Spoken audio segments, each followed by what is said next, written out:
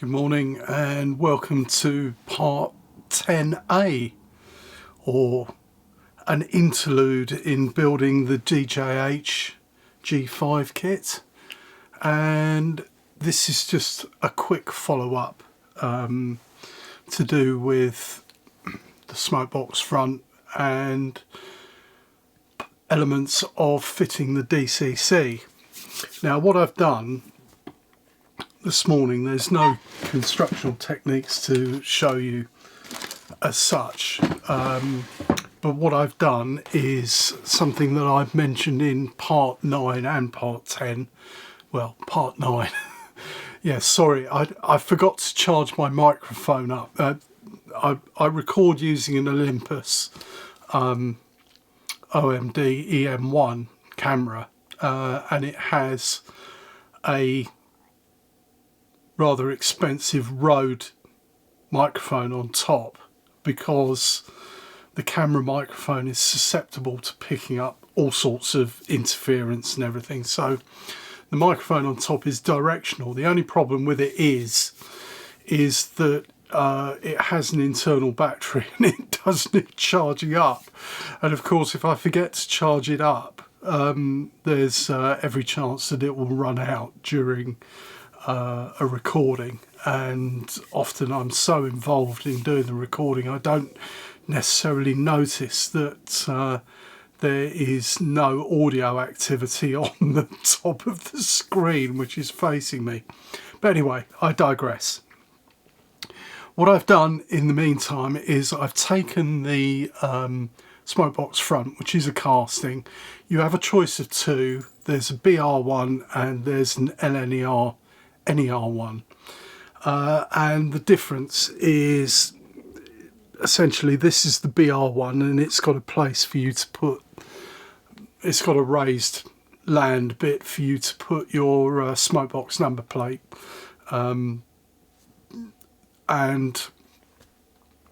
that is really the difference. The straps are a bit shorter on the LNER1 and it's got slightly different profile, but it's whichever one you choose. And there are two options for securing. There's a wheel and a lever, which is the older fashioned one, or there's the two levers like this one. So all I've done here is that I've soldered the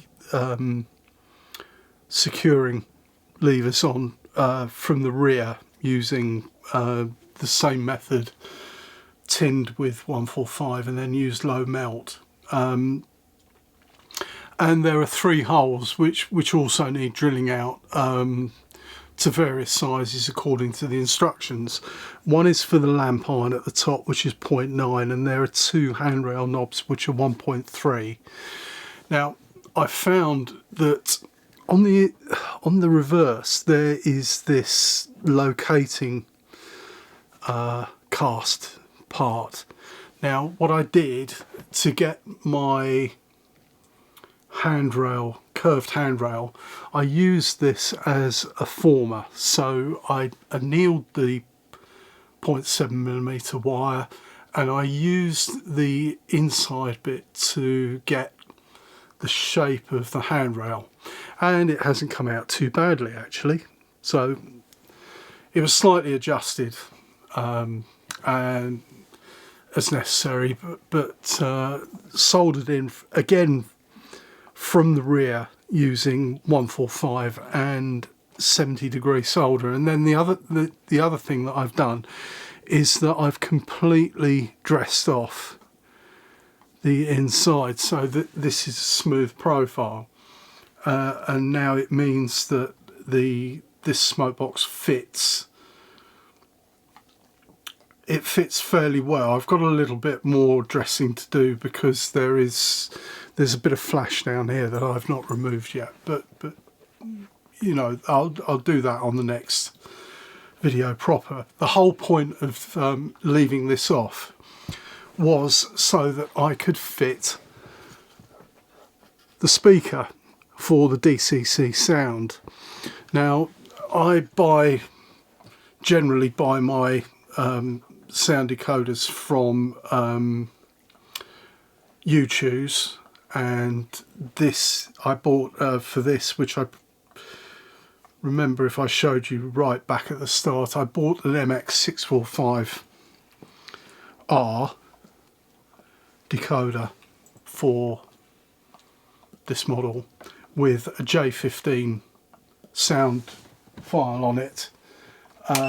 That was what was recommended for a G5, both Wurzel engines, so they should sound similar. They've got similar sort of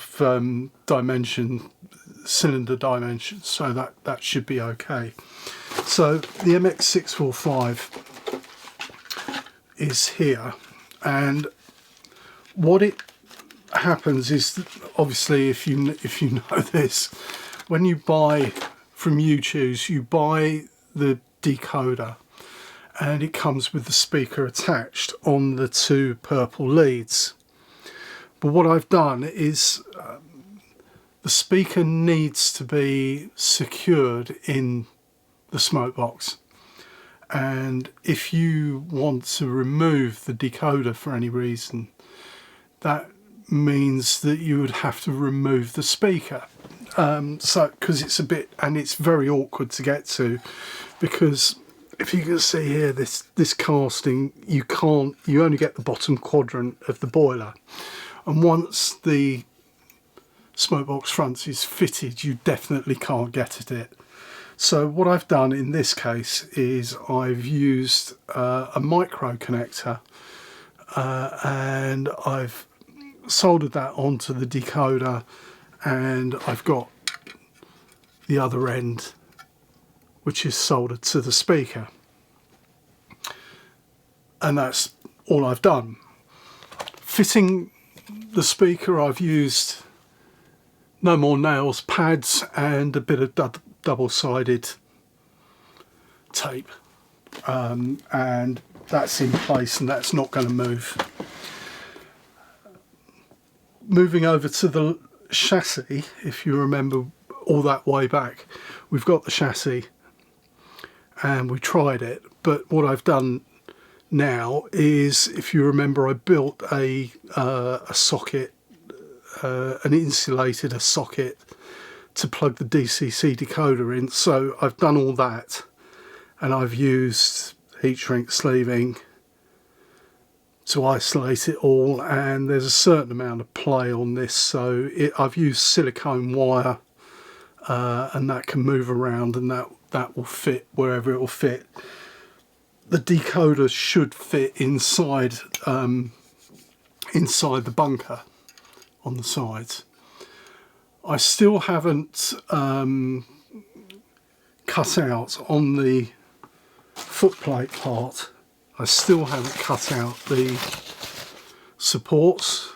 I'm going to leave those until the final program, when we'll take them out and we'll assemble it all and give it a little bit of a test. But I just wanted to run this quick program past you to show the reason why we leave the Smokebox Front off until after fitting the DCC speaker, and now that that is done, all that is really left to do on this locomotive, apart from painting and assembling it all, is fitting the underfloor pipe work to do with the vacuum brakes and the steam heating, and that consists of,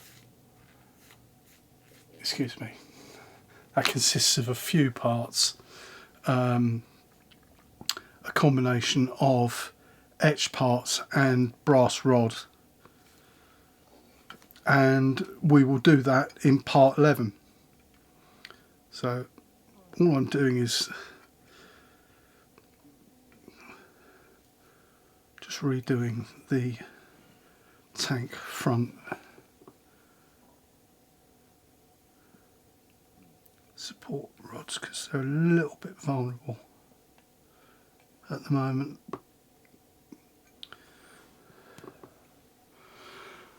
So fitted the speaker, and when we come back and do program 11, which will be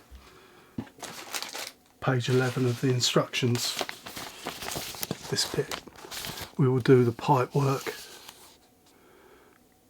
all this pipe work and fitting the parts, and that will be the locomotive complete.